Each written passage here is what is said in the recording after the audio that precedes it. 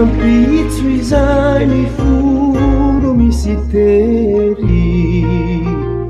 toy ny ratra ve tsy hanakopery ry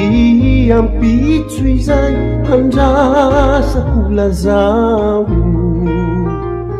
inona vireno zavatretinao ry ampitso ty foko mitalao ary kio ny rano masoko mitrao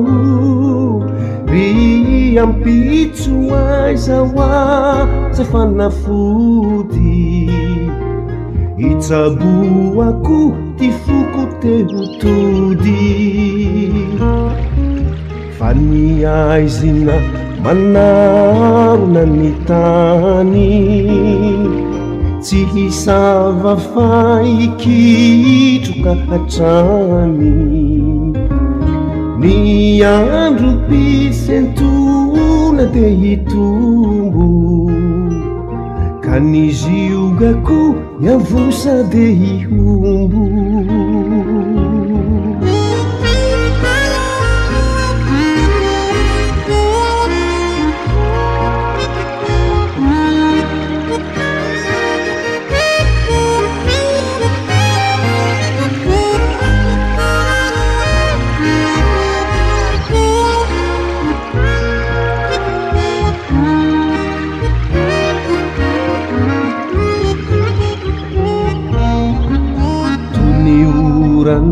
zirivotra zay mafy